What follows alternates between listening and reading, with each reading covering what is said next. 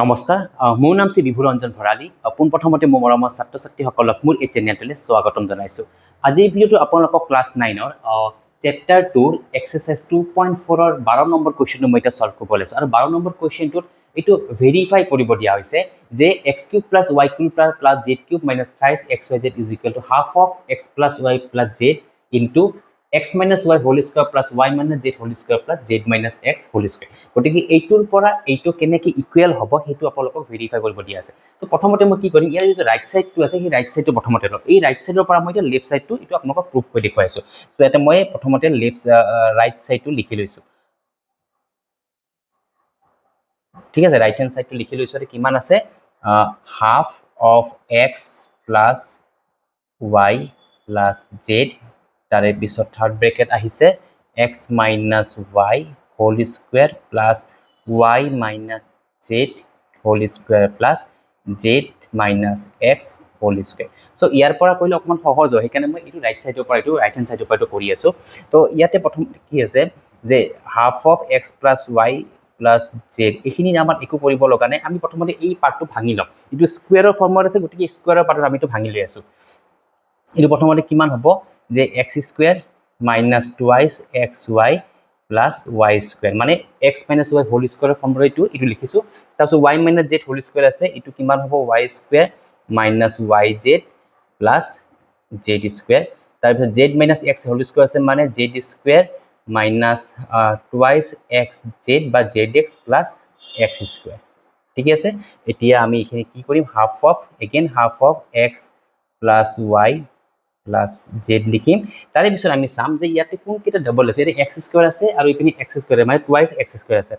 so ইটো এটা x² ইটো এটা x² দুটা লগ হলে কিমান হ'ব twice x² হ'ব দুটা প্লাস হৈ যাব সিমিলাৰলি y² আছে প্লাস twice y² হ'ব তাৰ পিছত z আছে এই z2 আছে এই z² মানে twice z² হ'ব তাৰপিছত minus twice xy minus twice yz ইটো সৰি ইটো মোৰ 2 হ'ব সৰি একদম ভুল হৈছে ইটো 2 দিব পাহৰি গৈছো ইয়াতে ইটো y² minus twice yz plus z² হ'ব ক্লিয়াৰ তো ইটো twice zx yz হ'ব ইটো এইখিনি ঠাই তো ইটো yz minus twice xz হ'ব বা zx হ'ব ঠিক আছে এতিয়া আমি কি কৰিম ইয়াৰ পৰা half of x plus y plus z লিখি ইয়াতে মানে 2 গুটেই কেটাৰ লগতে 2 2 2 আছে গতিকে এই 2 আমি ইয়াতে কমন ল'ব পাৰো ঠিক আছে এতিয়া আমি 2 কমন লৈ লওঁ 2 কমন লৈ ভিতৰত আমাৰ কেৱল কি থাকিব x² plus y² plus z² minus twice xy minus twice yz minus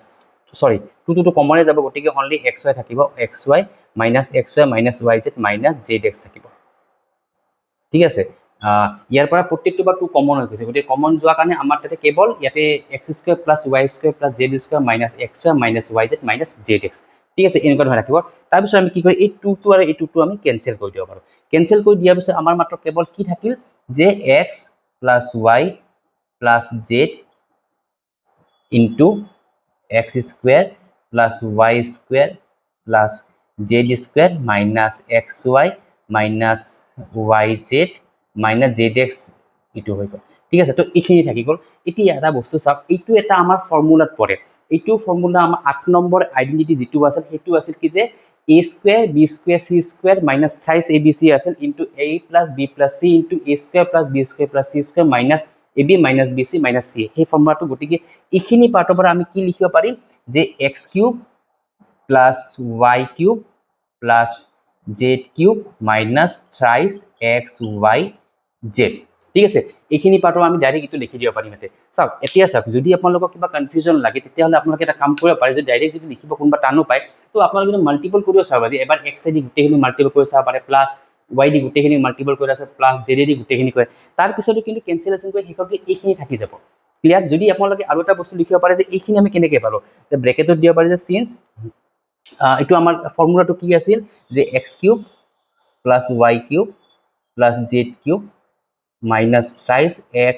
y z equal to formula লিখি দিব পাৰে আপোনালোকে যে a x plus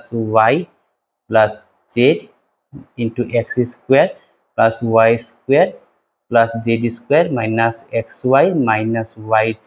minus Z x ঠিক আছে একচুৱেলি এইটো নিলিখিলেও হয় তথাপিও এইটো মই এনেই ইয়াতে লিখি দিছোঁ কাৰণ এইখিনিতে আমাৰ কমপ্লিট হৈ গৈছে এইটো আমাৰ লেফ্ট হেণ্ড চাইড পাই গ'লোঁ এইটো দিছ one is equal to left hand side কাৰণ এইটো লেফ্ট হেণ্ড চাইড আছিল গতিকে এইটো আমি এটা পাই গ'লোঁ তো এইটোৰ পৰা আমি এইটো এটা প্ৰুফ কৰি দেখুৱাই দিলোঁ বা ভেৰিফাই কৰিলোঁ চাওক ইয়াতে আপোনালোকৰ কেতিয়াবা কনফিউজন হ'ব যিটো আমি কেনেকৈ ডাইৰেক্ট লিখিলোঁ বা কেনেকৈ পালোঁ আপোনালোকে সেইটো কাৰণে এইটো যিটো মাল্টিপলৰ কথাটো মই ক'লোঁ সেই মাল্টিপল কৰিও চাইও আপোনালোকে এইটো উলিয়াব পাৰিব ঠিক আছে তো উলিয়াই ডাইৰেক্ট আপোনালোকে এটা লাইন এক্সট্ৰা হ'ব এটা লাইন এক্সট্ৰা কৰি আপোনালোকে কৰি তাত কেঞ্চেলেশ্যন কৰি direct x cube plus Y cube plus Z cube minus size x Z লিখিব পাৰিব ঠিক আছে আৰু এইখিনি মই এটা এই জাষ্ট বুজিবৰ কাৰণে এটা লিখি দিছোঁ চাইডত ইয়াতে ক্লিয়াৰ চ' আশা কৰোঁ এইটো বুজি পাইছে চাগে এই 12 নম্বৰ কুৱেশ্যনটো এতিয়া মই নেক্সট 13 নম্বৰ কুৱেশ্যন এতিয়া মই ছল্ভ কৰিব ওলাইছোঁ